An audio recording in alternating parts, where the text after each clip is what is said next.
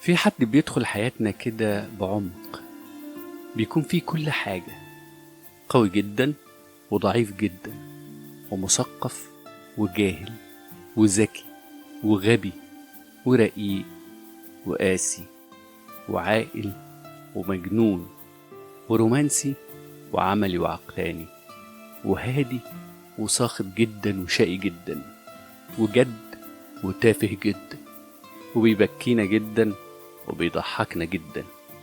كل مميزات وكل عيوب. ردود أفعاله دايما غريبة وغير متوقعة. حضنه غير أي حضن في الدنيا.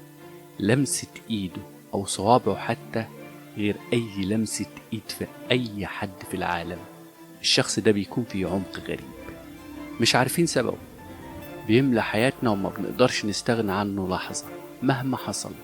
حتى لو حصل بينا خلاف أو انفصلنا أو بعدنا عنه أو سبناه وارتبطنا بشخص تاني، مع الوقت بعد ما يروح انبهرنا بالشخص الجديد هنكتشف تفاهته وتفاهة حياتنا ومللها قصاد حياتنا مع الشخص الأولاني، فبنحس إن محدش عوضنا عنه أبدا.